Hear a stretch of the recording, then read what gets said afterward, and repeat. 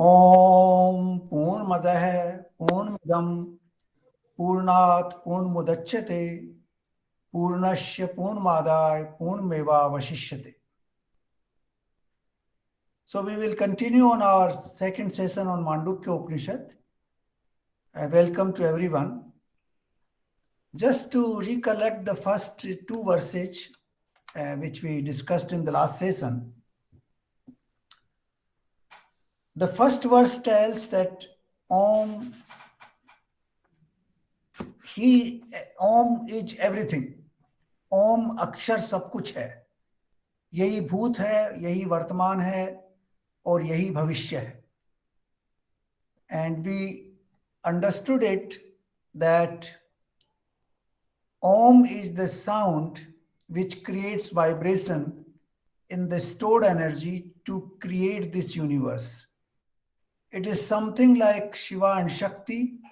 Shiva is the stored energy, and Shakti is the word Om, which creates vibrations, and those vibrations give birth to various things which we see in this manifest universe. The entire manifestation comes out of these vibrations. So that is the first verse which said the Mandukya Upanishad. The second verse, it says that, okay, Om is Brahm, then how do you understand Om? So it gives a very simple explanation. It says, I am Atma Brahm. ये आत्मा ही ब्रह्म है. Om is Brahm, and to understand that Brahm, you have to understand your own self. I am Atma Brahm. This is what we call one of the Mahavakyas of Upanishads, which has been told in this Upanishad. This is similar to what others have said. Tattvamasi, that is in Chandogya Upanishad. Aham Brahmasmi, that is in Brihadaranyaka Upanishad. So these are some of the Mahavakyas which have been uttered in different Upanishads. And this says that Meri Atma hi Brahma hai. First it says that Om is Brahma, that is Kalatit, that is present, past and future. And that is Brahma. And then it comes down to say that, to understand that I am Atma Brahma, Meri Atma hi Brahma hai. And then it says it has 4 pads, it has 4 different segments or 4 different divisions. Now, what are those divisions? We will discuss them today. Now, the first division is, as we discussed, we will take the Hindi translation, and then we will take certain Sanskrit words to explain those in greater detail. जागृत अवस्था जिसका स्थान है, जागृत अवस्था जिसका स्थान है, जो बहिर्प्रज्ञ है, 7 अंगों वाला है, 19 मुखों वाला और स्थूल विषयों का भोक्ता है, वही वैश्वानर पहला पद है. The first pad, what is the first pad? This is a very interesting and very fascinating verse which gives you vast amount of knowledge. The first pad is Jagrat Avastha, the waking state in which we are now. That is the first, state, or first, you can call it, position of the soul, of the Atma. So in this state, what happens? This state is Bahir Pragya. Bahir Pragya means बाहर की तरफ देखती है. बाहर की तरफ देखकर मतलब संसार को समझती है. हम चारों तरफ देखते हैं. हमारे in around us there are a lot of things which are present. You see the birds singing, you see the trees, you see the animals, you see other human beings, you see vast sky, you see the wind blowing, you see the oceans, you see the mountains. So Bahir Pragya means you look at the things which are in the manifest position outside, and you understand them through this state of your soul. The जागृत अवस्था से ये चीजें आपको समझ में आती हैं. You understand the outside world which exists in this particular state of human soul. So that is the first state. Now there are very many words which we must understand here. यह 7 अंगों वाला है और 19 मुखों वाला है. स्थूल विषयों का भोक्ता है. Now each word is very very important here. 19 मुखों वाला. पहले let's understand what is this 19 मुख. 19 mouths. What are these 19 mouths in this Jagrat state or in this waking state of our soul? So these 19 mouths are the following. They have been explained, and these are the following. First, we have 5 senses of perception. That is, we have sense of hearing, sense of touch, sense of sight, sense of smell, and sense of taste. So the 5 senses of perception, these are the mouths which interact with the world outside. Through these 19 mouths you interact. So 5 of them are these. Then the 5 are the what we call karmendriya, the sense of action. So that is our hands, our feet, we discharge stool, we discharge urine. So these are the 2 other, and then the vani, the speech. So the speech, hands, feet, and padast and upadast. These are 5 karmendriya, the 5 senses of action. Through these senses, we again interact with the world outside. So this makes 10. 5 sense of perception, 5 senses of action, that makes 10. Then there are 5 pranic energies. 5 pranic energies, that is Mukhya Pran, that is the main breathing system we have, through which we interact with the world outside. Then we have Saman, we have Apan, we have Vyan, and we have Udan. These 5 pranas, I think we have discussed them in the past, but briefly, this pranic energy provides energy to this body system. Through that system, the body runs. So this pranic energy is responsible for overall running of our body. For example, breathing system, we take the breath inside and outside. That is the main pran. Saman pran takes the food down below, whatever we eat, and helps in its digestive process. The digestion happens, it converts into blood, flesh, neurons or whatever. All kinds of body parts, whether they are bones or whether flesh or majja or whatever, it's converted food. And that conversion happens because of Saman Pran.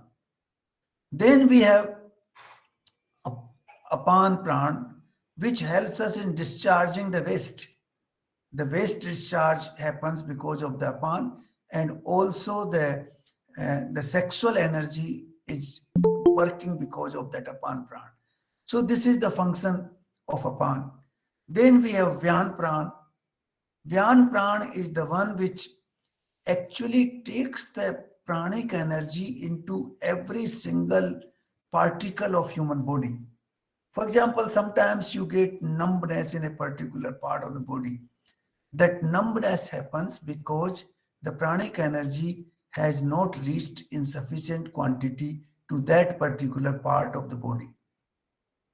And then the doctors will advise you physiotherapy. They will say that apply some hot things there. People will tell you do massage. Why do we do all that? Because the source of all energy, pranic energy, is the sun. And that sun heat in different forms heals that process. And this pranic energy goes through the heart there are 72 million different, what we call in energy channels, which originate, the 100 of them originate from the heart, then they divide into 72,000 each. And that is how 72 million, this has been explained in Prasnopanishad. So those channels through the heart take the pranic energy to every single particle of the human body. And that is Vyan Pran. And then the last one is Udan. That is the pran responsible for taking our, the subtle part of our karma and our breathing system at the time of our death. So that is called Udan Pran. So this is 5 pranas, 5 organs of perception, 5 organs of action, 5 pranas, that makes 15. Now 4. 4 is basically Antakaran, that is made of 4 elements. That is Man, Buddhi, Ahankar and Chit. So these are the 4 other elements which help us, or which interact with the outside world. We interact with our mind, because mind ultimately converts into action. We interact with our intellect, intellectual debates. All the time we keep debating issues. Then we have Ahankar and we have Chit. There are vrittis in the Chit. So these are the 19 mouth which actually are based in this. This is called Pur. We called it Purush. This body is called Purush. Purush is not, original Purush does not mean male or female. Original Purush means, this is Pur means city. It is the owner of the city. That is the Purush. Owner of the city. In this city, these are 19 mouths which actually interact with the outside world, which is existing in manifest version because of Om. Because the Om creates vibration and the manifest world comes outside, and through the Jagrat Avastha, through these 19 mouths, we interact with that manifest world. So that is the first part of 19. Then it says 7 angon wala, 7 angon wala. Ye 7 angon wala basically is the explanation of the universal soul. The universal soul, or Paramatma as we call, it has been described in different Upanishads with 7 different ang, saptang. One of them is, say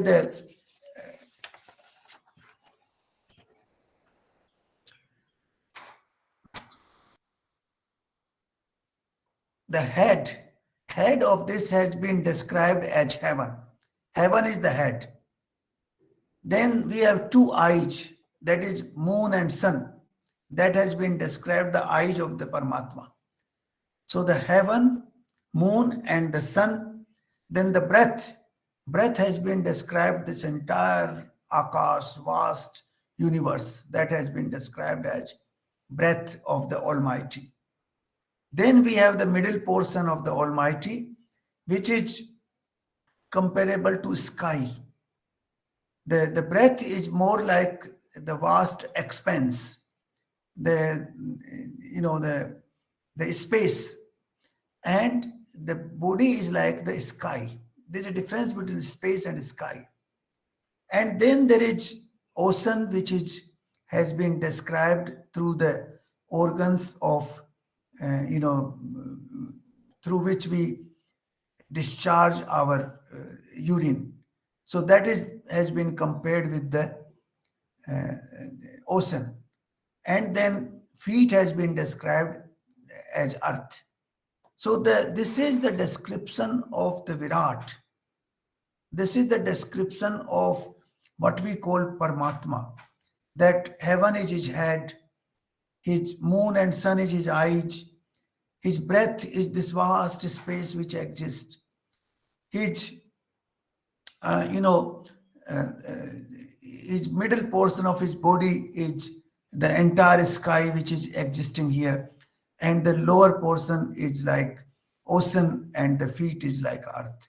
So this is the description of Paramatma, because Paramatma represents the entire existence. Whatever exists in this world is Paramatma. That is the Vedic definition of God. That is the Vedic definition of the Almighty, of the Supreme, of the Virat. So this represents these seven.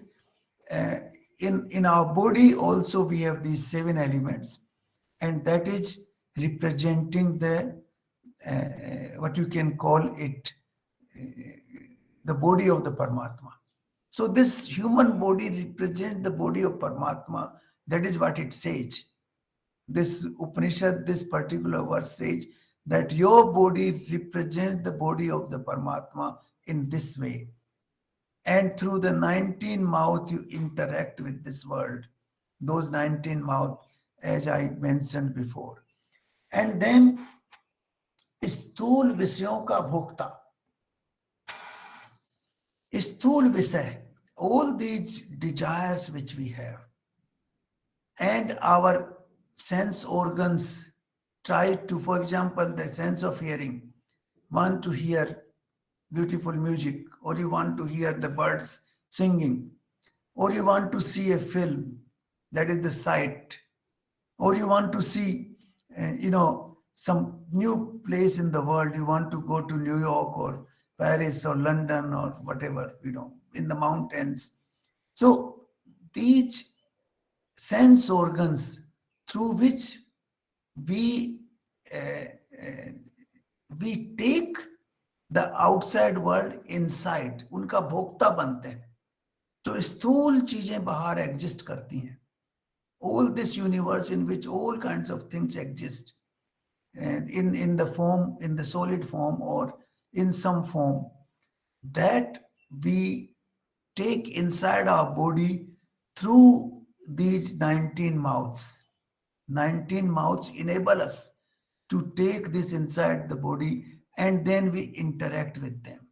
So इनका भोक्ता का मतलब, through our body system we interact with them and we enjoy them. We, whatever we do, we use or misuse them, whatever we do. So this is what this is. And then this state has been called Vaishnava state. Vaishnava state is the name, Vedic name, that is in which you interact with the Vishwa. Vishwa is the name of the entire Srishti. And with the state of Vaishnava, you interact with this world. And that is why it is called Vaishnava state. So this state is Jagrat Avastha, waking state. This state is Bahir Pragya. You see outside world, you interact with outside world. This state has 7 ang, that is 7, descriptions of the Almighty, 7, what you call organs of the Almighty in the form of human body. And then you have 19 mouth, which enable you to interact with this world. And then you interact with the Sthul world. You interact with the world which exists in the manifest form, and you use and misuse that world. So this is what the Jagrat Avastha is. This is the first state of the human soul. It says that 4 padon wala hai. So this is the first pad. This is one of the padaj. Then we go to the second pad.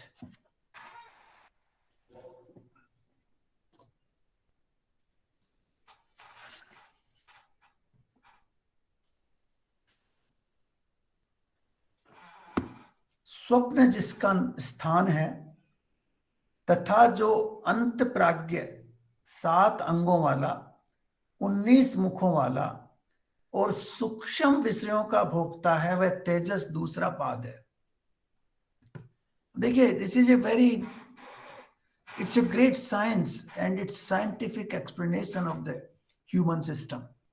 I have not seen any science better than this. Now, this sage, swapna jiska sthan hai, that is the second state of human soul, in which this is called dream state, in which you dream. When you sleep in the night, each one of us dreams. So we are in the dream state. We are not in the waking state. In the waking state, our soul acts in a different way. In the dream state, it acts in a different way. But it says that dream state is antapragya, that you are not looking outside. You are not looking, interacting with the manifest world, but everything happens inside you. Antapragya, matlab inside your own system, everything happens. In this dream state, your mind gets converted into two parts. One part becomes drashta and another part becomes drashti, drashya. So you become drashta and you also become drashya. So everything happens there. You do everything which you are doing here. And that is why the verse says that you have the seven ang, 7 अंगों वाला है, 19 mouth, वो 19 mouth वहां भी है. You have all the same sense organs there too. You interact, you walk there, you see there, you listen to people, your chittavrati changes, you become angry, you have fear, you think there how to escape from a situation. Your pranic energy is also working, because at the same time, your energy is there. So all that, in the state of dream, you have the same elements as in the Vaishnava state. Same elements. Difference is that it becomes antarpragya. It's not bahya pragya. In case of Jagrat Avastha, it is bahya pragya. The soul is in the state of bahya pragya. Bahar dekhti hai. In dream state, it becomes anta pragya, andar dekhti hai. और सब कुछ अंदर ही हो रहा है, पूरा संसार अंदर हो रहा है आपके. The whole universe which you see outside, this is destroyed, completely destroyed. And you create a new world inside yourself. Imagine the power. Imagine the power of the soul, that you are creating a new world. And you are living in that world, you are an actor into that world. And this happens to each one of us practically every day. Still we don't realize. And during the state of dream, you feel everything is real. Nobody doubts anything there. It's only after you wake up in the morning, you feel, oh, it was a dream. But in the dream state, everything is real. There's no doubt on anything. So this is the state of, this is called tejas. Tejas means like sun rays. Sun rays is tejas. It's like the shining thing. So that is what happens. The whole world converts into tejas world. It's not sthul anymore. It's not you can touch. Sthul means you can touch, you can feel with your hands. Here it becomes tejas. It becomes, it's not even liquid. It's only like sun rays. So you exist in a very different format in the dream state, with the same elements, 7 ang and 19 mouths.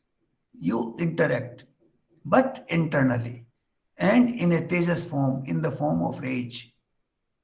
Imagine the power, how the soul converts into a different state altogether. That is a different state. And the mind breaks into two parts. The first is drashta, that you remain drashta, you remain as it is. And then a new world is created, which is drashya. That whole world, this world is destroyed and a new world is created inside your dream. So this is the second state of human soul.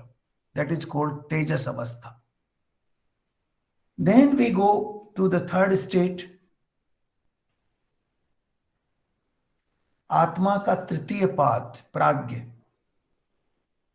This is called प्राज्ञ. जिस अवस्था में सोया हुआ पुरुष किसी भी भोग की इच्छा नहीं करता और न कोई स्वप्न ही देखता है, उसे सुसुप्ति कहते हैं. वह सुसुप्ति जिसका स्थान है तथा जो एक भूत प्रकृष्ट ज्ञान स्वरूप होता हुआ आनंदमय, आनंद का भोक्ता और चेतना रूप मुख वाला है, वह प्राज्ञ ही तीसरा पाद है. Now this is another very interesting state of human soul. This state of human soul does not interact with anything else. The duality disappears. There's no duality.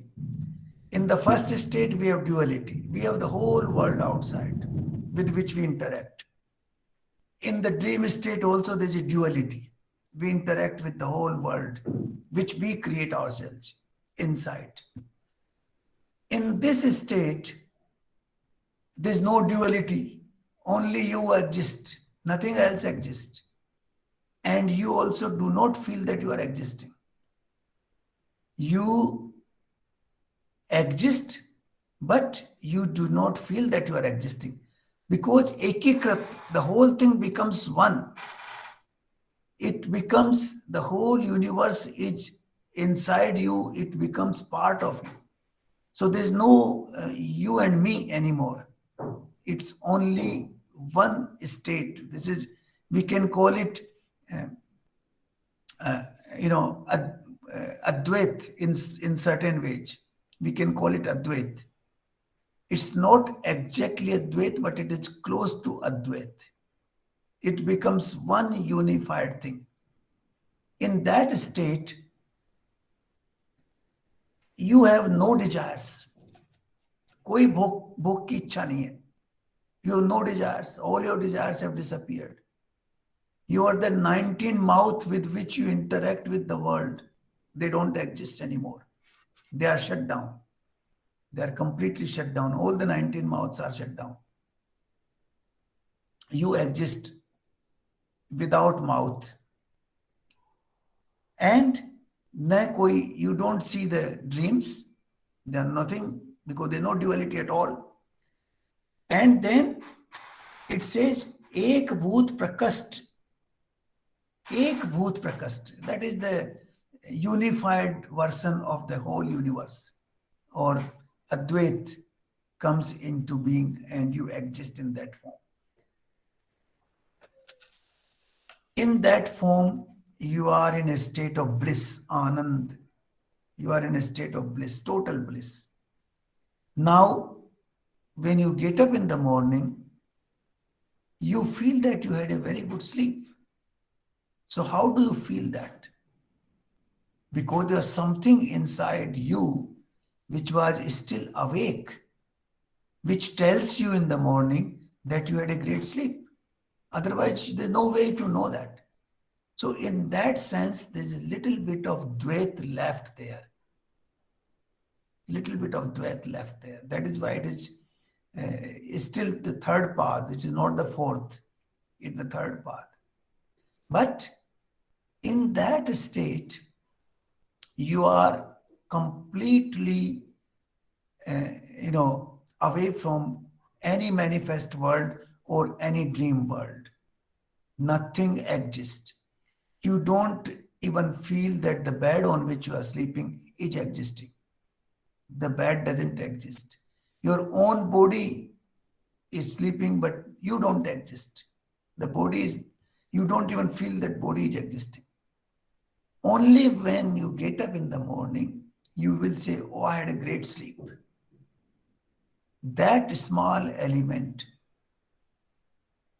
gives an indication that there was some Dvait left even in the state of Susupti, even in the state of deep sleep.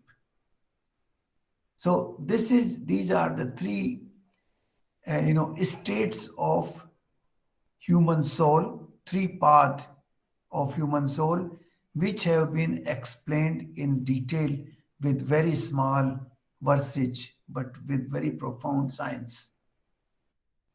Now, what is the fourth one? That is the most significant, but that we will cover in the next session, because that requires greater explanation.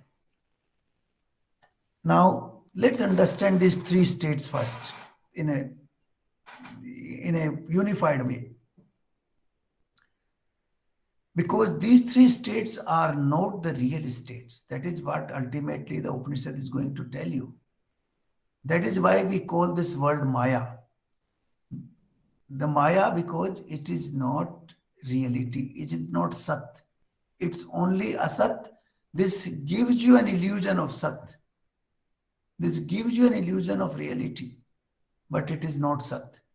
Like the dream gives you an illusion of reality when you are in the dream state. That time you do not doubt the reality of the dream at all. Only after waking up you doubt. Similarly, of the waking state, you do not doubt the reality. You feel this is the real world. I can touch this desk and I can touch this laptop and I can, see this is what is happening. So you do not doubt anything about this state of your existence. But once you leave this body, once your consciousness goes out of this body, you will feel that this was a bigger dream, longer dream. It was also a dream, but somewhat longer than other dreams. That realization will happen only after we leave the body. Like in the Jagrat Avastha, in the dream state, when you wake up, you realize that it was a dream. Similarly, when you wake up from Jagrat Avastha, then you will realize that this was also a dream. That is why this world is called, in certain ways, a theater. And we use the word Leela, that people come here and they perform their Leela and go away. So this is the region it is called Maya. Because after leaving this body, you will realize that this particular state was also a dream. The only difference was that it was a longer dream compared to the dream which we have every night when we sleep. So these are the three states which appear one after another. And look at the power of the human soul. In this state, you are acting very differently. In this dream state, the whole of this world is completely destroyed. You create a new world of your own, and you are a player in that world. You are behaving like you are behaving now in this world. You behave in the same way in the dream world. Your mind is, divided into two parts, that is drashta and drashya.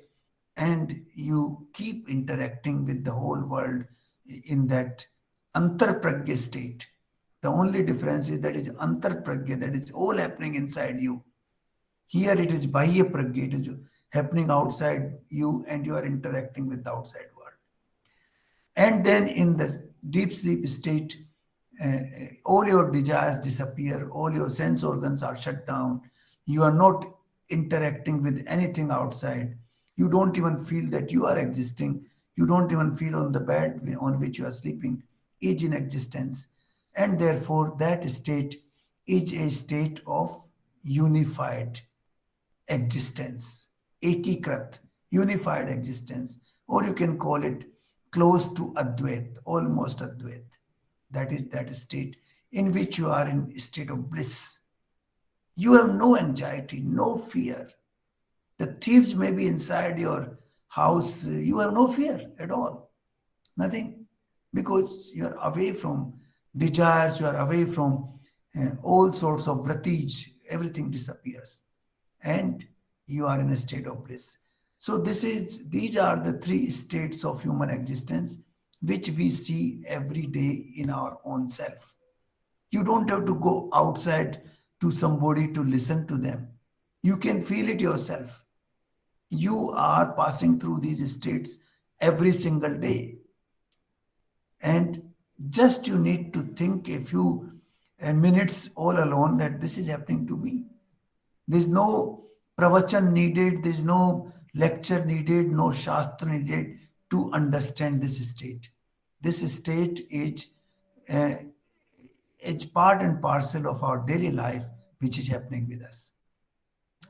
So, what I wanted to say is that this small Upanishad explains the power of the human soul in such a profound way. These three states which are there, it starts with the word Om, and then it goes to saying that I am Atma Brahma, ye Atma Brahma hai. Or is Brahma ka power you can see. This power of this Atma you can see. When you are in dream state, you destroy this world, you create a world. That is Brahma. What does Brahma do? Brahma creates this world, appears in the form of this world. So we also appear in the form of world. So that power you can see in the dream state of the Brahman. We create a universe and we are an actor in that universe. Same happens in the manifest world where the universe, the Almighty appears as the universe. So I will stop here now. If you have any questions, because the later part of this universe, this Upanishad, is the revelation of the real truth. What is the reality and what is Maya? The reality and Maya are fully, deeply explained in the fourth state of human soul. So we will go into that in the next session. But today we'll stop here. If you have any questions, please let me know.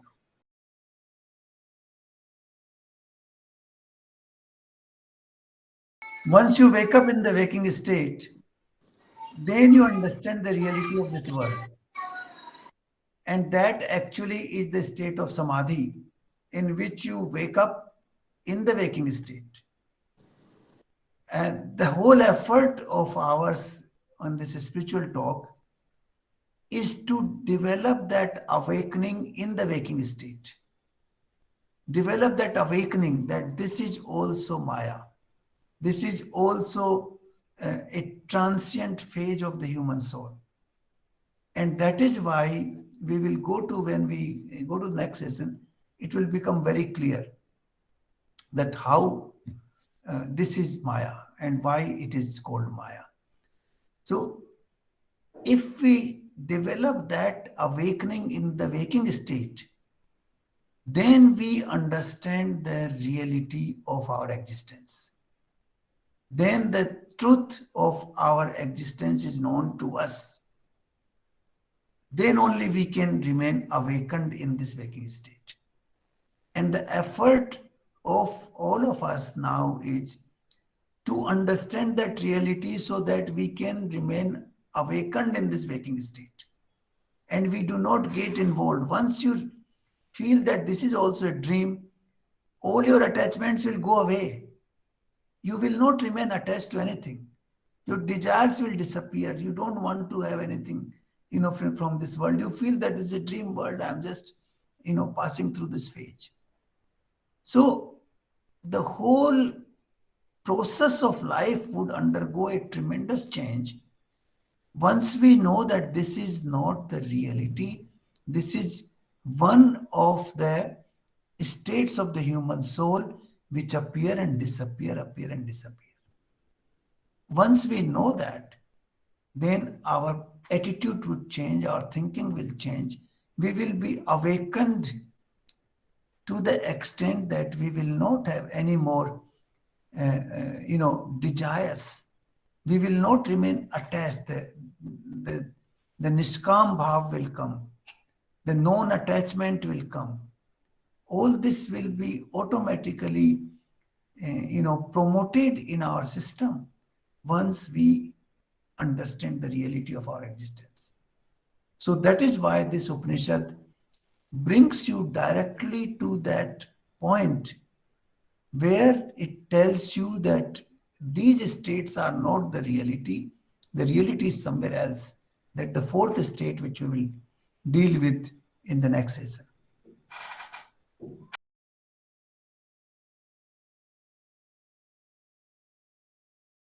Bliss because you have no fear of anything. What is the problem in this world? In this world, the problems are desires. You are all the time wanting to do something. Then you have fears. What can happen tomorrow? What will happen to me today? Then you have, all these vratis, emotions, which are coming and going. Sometimes they make you happy, sometimes they make you unhappy. All these things are disappeared.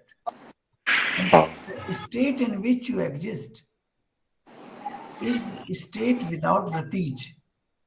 As all the tendencies of ups and down, feeling pain and pleasure, feeling good and bad, feeling emotional and stable, all those tendencies disappear. And that is why it is the state of bliss.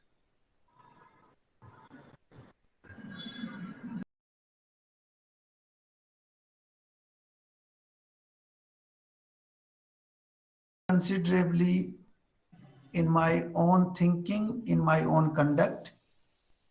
In the last, say about 14, 15 years, ever since I started getting into this aspect of life, my own personality has changed completely. And I feel that I'm not that, firstly, I don't get angry and upset very much. I'm not saying it doesn't happen at all, but it's considerably less, almost zero. I don't get emotional.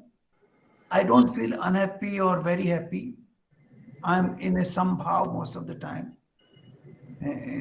Things do not hurt me or do not make me very, what you call excited. So a sort of balanced life, that sambhav, which is Gita says, that yoga is basically sambhav. And the Almighty is in the sambhav state. So that tendency is gradually coming to my personality. I'm not saying that I've reached there completely, but certainly I'm closer to that today.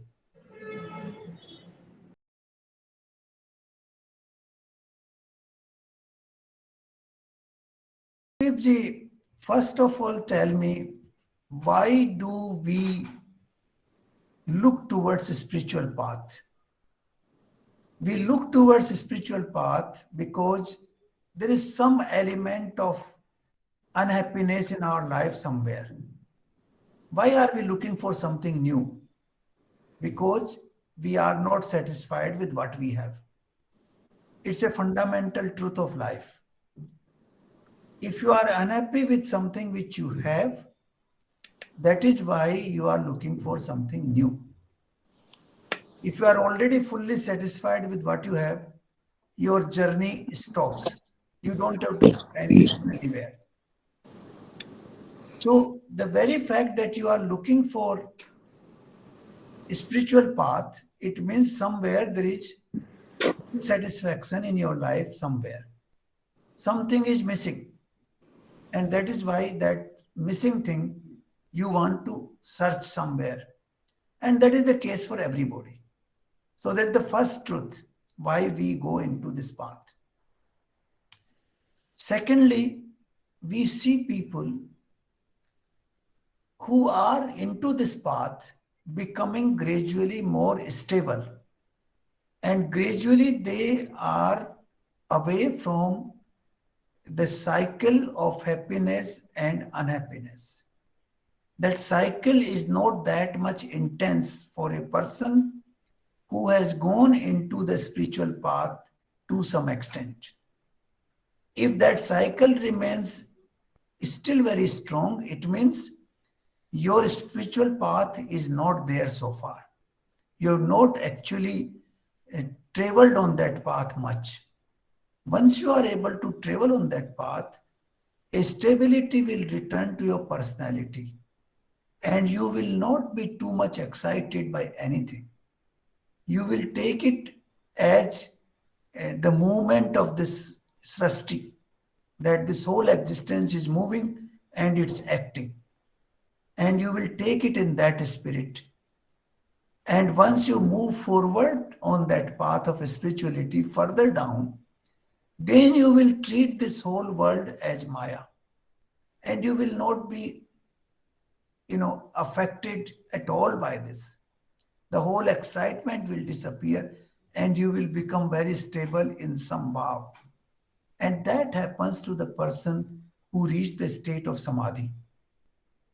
The people who have reached the state of samadhi, they actually display those tendencies. I have seen people who are very sansaric, deeply living in the world, but completely away from the world. The world doesn't impact them. They are very stable, very, they take the things as they come. They feel it's the way it's supposed to happen. So that state will come, Kuldeep ji, once we travel a little bit more on that path. But the very fact that you are looking for a spiritual path means there's some sort of dissatisfaction with what you have in life. पूर्ण नहीं है हम, once हम पूर्ण हो जाएंगे तो फिर हमें किसी चीज की जरूरत नहीं पड़ेगी आगे. That's why we have this पूर्णमद पूर्णमिदम.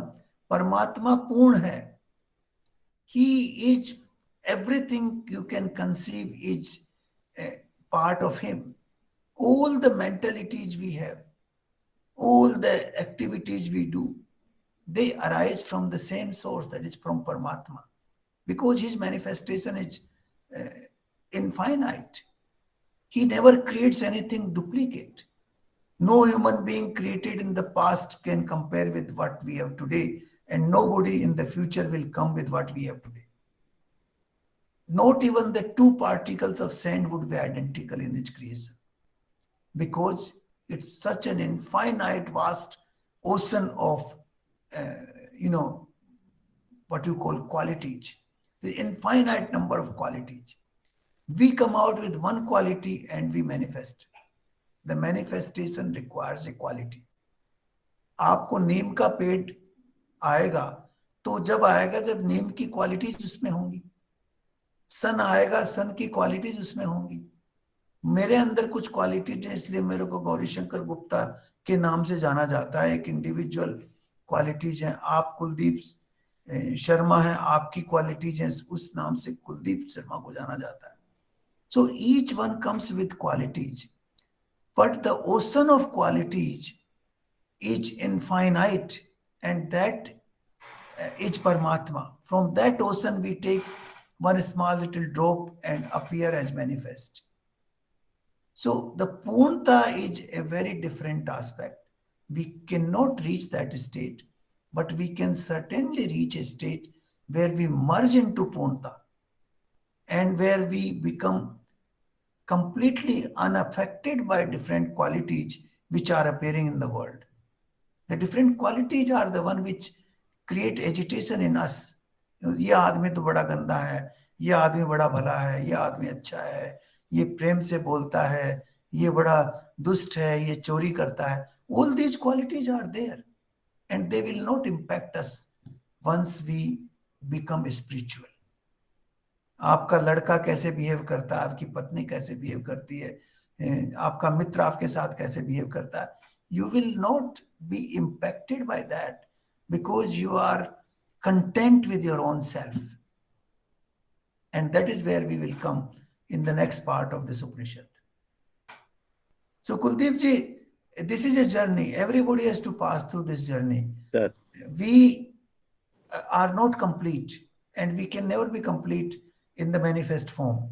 Very true, sir. The only unmanifest can be complete. So we have to perform this journey to, gradually go on to this path and develop a stability in our personality, where we become, less, what you call, susceptible to outside world. Swatantrata kya hai? What is moksha? Moksha means, and what is swatantrata means? that you are not ji impacted by others. You are not slave of somebody else. You yourself can rule yourself. That is swatantrata, that is moksha. And that is the desire of every human being, that I should be ruling myself. I should be my own master.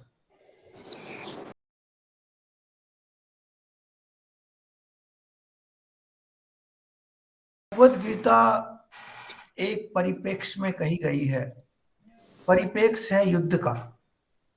Kaurava और पांडव दोनों आमने सामने खड़े हैं, बहुत बड़ी सेनाएं हैं, युद्ध के लिए तैयार हैं। उस परिप्रेक्ष्य में अर्जुन कहता है कि मैं तो युद्ध नहीं करूंगा, मेरे सामने मेरे गुरु खड़े हैं, मेरे पितामह खड़े हैं, मैं कैसे युद्ध के साथ युद्ध करूं। तो उस परिप्रेक्ष्य को लेके भगवत गीता कही गई है। लेकिन उसके बाद अर्जुन ने कई तरह के प्रश्न उसके ऊपर उठाए गए हैं, तरह तरह के प्रश्न उठाए हैं, और उन प्रश्नों के जवाब में कृष्ण ने पूरे उपनिषदों का सार गीता के अंदर समाहित कर दिया है। तो जो गीता है वो उपनिषदों का सार है, लेकिन वो एक परिप्रेक्ष्य के अंदर है। वो परिप्रेक्ष्य यह है कि अर्जुन को किस तरह से अपने कर्तव्य के प्रति उत्साहित किया जाए। वो अपने कर्तव्य के प्रति मोह से, माया से हट रहा है, उसको मोह और माया ने दबोचा हुआ है। सो उस मोह माया से हटे, वो संसार की वास्तविकता जाने और फिर युद्ध में आगे बढ़े, अपना कर्तव्य का पालन करे क्षत्रिय के रूप में। So actually Gita in my view is a very practical book, a very practical shastra which can guide us in our day-to-day life.